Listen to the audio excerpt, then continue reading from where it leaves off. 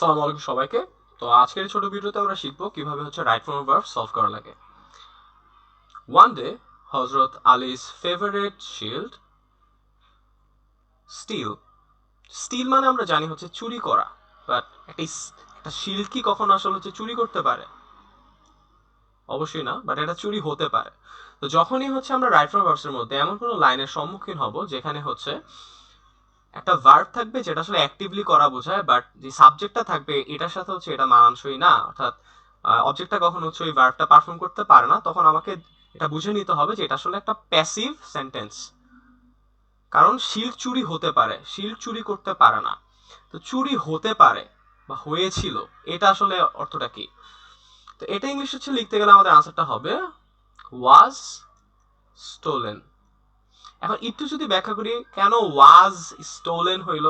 আমরা জানি প্যাসিভের রুল হচ্ছে যে অক্সিলারি ভার্ব এরপর ভার্ব আমার সবসময় হবে কি থ্রি। আর এখানে আমি ওয়াজ ব্যবহার করার অন্যতম কারণ এই যে মডিফায়ারটা ওয়ান ডে, যেটা আমাকে বুঝাচ্ছে যে আমাদের এই প্যাসেজটা একটা পাস্টের গল্প। আমরা যদি প্রসিড করি, আফটার আ লং সার্চ, অনেক খোঁজার পরে, ইট ফাইন্ড উইথ আ জিউ, একজন জিউর সাথে এটা পাওয়া গেল। সেম জিনিসই, যে এটা তো জিউকে খুঁজে পাই নাই, এটা জিউর সাথে পাওয়া গেছে। তো প্যাসিভ আবার থটটা কাজ করতেছে। তো সেম রুল যেটা আমরা এইমাত্র শিখলাম, যে অক্সিলারি ভার্ব থাকবে টেন্স অনুযায়ী এবং ভার্ব থ্রি হবে। তাহলে ইটের সাথে আমার অক্সিলারি ভার্ব হিসেবে পাস্টের ওয়াজ আসে, এন্ড আমার ফাইন্ড হয়ে যাবে ভার্ব থ্রি হয়ে ফাউন্ড। এরপরে he ask him to return the shield. এখন এইখানে আর প্যাসিভের কোনো ঝামেলা নাই, যে একজন, যে আরেকজন জিউ আছে, হিম বলতে জিউটাকে বোঝানো হচ্ছে, যে জিউকে তার শিলটা ফেরত দিতে বলছে। তো এখন মনে কিন্তু রাখতে হবে যে আমরা কিন্তু পাস্টের একটা গল্প পড়তেছি, তাহলে আমার এখানে অবশ্যই আস্কার রাখা যাবে না। আমার সি এর আনসারটা অবশ্যই হবে নর্মাল পাস্ট বা verb two asked. But the Jew refuse to return it. Same রুলই অ্যাপ্লাই হবে এখানে, যেমন করে আমার আস্কড হইছে ভার্ব টু, এখানেও আমার মেইন ভার্ব রিফিউজের সাথে জাস্ট একটা ডি যুক্ত হয়ে ভার্ব টু হবে। আশা করি ব্যাখ্যাটা সবার কাছে ক্লিয়ার, কারণ আমরা কিন্তু একটা পাস্টের গল্প গো থ্রু করতেছে, এই জন্য আনসারটা রিফিউজড হয়েছে। এখন রাইট ফর্ম ভার্বের জন্য সবচেয়ে গুরুত্বপূর্ণ বিষয় ভার্বগুলোর ফর্মগুলো জানা, অর্থাৎ পাস্ট ফর্ম কি কি হবে, পাস্ট পার্টিসিপল কি কি হবে, এইগুলো জানা। এগুলো না জানলে কিন্তু আলটিমেটলি হবে না। ই নাম্বারটা আসো, he say that the shield was his. তো এখানেও আমরা ওয়াজ পাচ্ছি, তার মানে আমরা এখনো গল্পের মধ্যেই আছি, পাস্টে আছি। তাহলে এখানে তো সে দেওয়া আছে, সেটা কি আমাদের জন্য রাইট? অবভিয়াসলি না। সের পাস্ট কি হবে? সেইড। তাহলে আমার ইয়ের আনসার হবে সেইড। এরপর হযরত আলীজ রাদিয়াল্লাহু তাআলা আনহুজ companions be very angry. Right form ভার্বের এই কোয়েশ্চেনগুলোর মধ্যে সবচেয়ে বেশি আসা একটা কোয়েশ্চেন প্যাটার্ন বি ভার্ব। তো বি ভার্ব যখনই তোমরা পাবা, বি ভার্ব বললেই তোমাদের মাথায় কাজ করবে হয় এম, ইজ, আর হবে, আর অথবা পাস্টের ক্ষেত্রে চিন্তা করলে ওয়াজ, ওয়্যার হবে ম্যাক্সিমাম ক্ষেত্রে। এখন আশা করি এটা সবাই জানি যে আর কখন হয়, প্লুরালের ক্ষেত্রে। এখন এখানে অবশ্যই আমাদের কম্পেনিয়ন্স আছে, প্লুরাল আছে, তাহলে এখানে কি আর হবে না? কেন? আমরা এখনো ওয়ান ডেতে আছি, মানে পাস্টে আছি। তাহলে আনসারটা কিন্তু আমি ওয়্যার হবে, ঠিক আছে? তাহলে ইয়ের এফ এর আনসারটা হবে আমার কম্পেনিয়ন্স ওয়্যার ভেরি অ্যাংরি। এখন কেউ যদি এটার আনসার তোমরা যদি বি থেকে বিকেম দাও, it's not fully wrong actually. আচ্ছা, এরপরেরটা আসা যাক। এরপরটা জি নাম্বার। তো জি নাম্বার কি বলতেছে?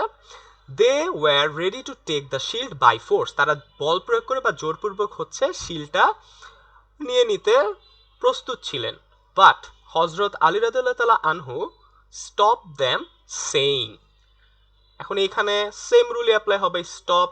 আমরা পুরানো কাহিনী পড়তেছি, তাহলে ভার্ব টু হবে স্টপড। খুবই ইজি, প্যাসেজটা এত বেশি টাফ না, বাট এরপরের কয়েকটা জিনিস একটু ঝামেলাপূর্ণ হতে পারে। ঝামেলা শুরু এখান থেকে। তো সেইং, সেইং পর কমা দিয়ে আমার কোটেশন মার্ক বা হচ্ছে ইনভার্টেড কমা দিয়ে হচ্ছে বাকি কয়েকটা লাইন বা হচ্ছে সেন্টেন্স বলা হয়েছে। এখন আমরা যারা ন্যারেশনের নলেজ রাখি আমরা হোপফুলি জানি যে আমরা যখন একটা ডাইরেক্ট স্পিচ বলি এক্ষেত্রে ম্যাক্সিমাম ক্ষেত্রে আমার প্রেজেন্ট টেন্সে কথাগুলো হয়ে থাকে, কারণ সরাসরি কথা ওগুলো আমাদের মুখের। যে no you must do it বা আমাদের আনসার মাস্ট নট যেটাই হোক, এই কথাটা যেটাই বলা হয়েছে এই কথাটা আলী রাদিয়াল্লাহু তাআলা আনহু অ্যাট দ্যাট মোমেন্ট তিনি বলছেন। তাহলে এখানে আসলে কি মাস্ট এজন্য মাস্টই আছে, এখানে আর কোনো মাস্ট এর কোনো ভার্ব টু হয় নাই বা পাস্ট টেন্স হয় নাই। আচ্ছা দেখো তো ফার্স্টে বলতেছে হচ্ছে নো, যে না, ইউ মাস্ট ডু ইট যদি দেয় তাহলে কিন্তু আমাদের অর্থটা পুরোপুরি পাল্টাই যাইতেছে যে হ্যাঁ তোমরা জোর প্রয়োগ করে, না তোমরা জোর প্রয়োগ করে হচ্ছে শিলটা নাও। তাহলে এটা কি আসলে উনি বলতে চাইছে? অবশ্যই না। উনি বলতে চাইছেন না, এগুলা করার কোনোই দরকার নাই। তাহলে আনসারটা হবে আমার নেগেটিভে। এভাবে আমরা আসলে অ্যাফার্মেটিভ নেগেটিভ জিনিসগুলো হচ্ছে আমাদের বুঝে নিতে হবে। তাহলে আনসারটা হবে মাস্ট একটা যেহেতু আমার হচ্ছে কি মডাল অক্সিলারি ভার্ব, তো মডাল অক্সিলারি পর আমরা জানি হচ্ছে আমাদের কি নট বসে যদি নেগেটিভ কোনো আমরা সেন্টেন্স মেক করতে চাই, অ্যান্ড এরপরে ভার্বের মেইন ফর্ম বসে। এখানে কোনো আর ডিট করা লাগবে না। অনেকে হইতে পারে ভাবতে পারে আরে গল্প তো পাস্টে আছে, তাহলে আমি ডুরে ডিট করে ফেলি। এটা কিন্তু করা যাবে না। কেন? কারণ এক তো হচ্ছে আমি বুঝায় বললাম যে এটা কেন পাস্ট না, কারণ এটা হচ্ছে ডাইরেক্ট স্পিচ, যে হযরত আলী রাদিয়াল্লাহু তাআলা আনহুর ডাইরেক্ট স্পিচ, এই জন্য হচ্ছে না। আরেকটা বিষয় হচ্ছে মডাল অক্সিলারি যখন থাকবে ওই মডাল অক্সিলারি হচ্ছে টেন্সের ইফেক্টটা নেবে, তোমাকে হচ্ছে আলাদা করে কষ্ট করে মেইন ভার্বকে পাস্ট করা লাগবে না। আচ্ছা এরপরে যাই, there is no difference between the caliph and his subject. Subjects মানে হচ্ছে তার আন্ডারে যারা থাকে। So I go to the court of justice. আচ্ছা এখনো কিন্তু আমরা কোটেশন মার্কের লাইনের মধ্যেই আছি। তাহলে এখানে কিন্তু আই গো মানে আমি যাই, কিন্তু উনি যখন কথাটা বলতেছিল উনি কি কথা বলার সময় এটাও বলছে যে আমি কোর্টে যাই নাকি আমি কোর্টে যাব, এটা নিয়ে এই নালিশটা নিয়ে আমি কোর্টে যাব। তাহলে যাব সবসময় আমরা বুঝতে পারি যে এটা ফিউচারের বিষয়। তো ইংলিশে ফিউচার কিভাবে লেখে? একটা অক্সিলারি ভার্ব হিসেবে উইল আসবে এন্ড এরপর মেইন ভার্ব হিসেবে যেটা দেওয়া আছে ওটা বসবে। তো এখানে আমার আনসারটা হবে so I will go to the court of justice. এখন লাস্টের আনসারটা, সো হযরত Ali seek the help of the court, it was the caliph who had appointed Shuraih Qazi, sing the justice you ascended Islam. আচ্ছা তো আমাদের আনসারটা কি হবে? এখানেও আবার ওই বেসিক রুলটাই যেটা আমরা মাল্টিপল আনসারগুলোর মধ্যে ব্যবহার করে আসছি, যে যে ভার্বটা আছে ওটা জাস্ট নর্মাল ভার্ব টু হবে। এখন সিকের ভার্ব টুটা কিন্তু একটু ঝামেলার, এটা হচ্ছে শর্ট। অনেকে হইতে পারে না জেনে সিক্ট ইডি যোগ করতে পারে, বাট এটা কিন্তু হবে না। তো আমি ট্রাই করছি একটু স্টোরি টেলিং এর মাধ্যমে জিনিসটা বোঝানোর। ইনশাল্লাহ সামনেও হচ্ছে এই সিরিজটা আমি কন্টিনিউ করার ট্রাই করব। এসএসসি ক্যান্ডিডেট হোক বা এইচএসসি ক্যান্ডিডেট হোক, সবার জন্য আশা করি খুব বেশি হেল্পফুল হবে। ইনশাল্লাহ দেখা হবে। আসসালামু আলাইকুম।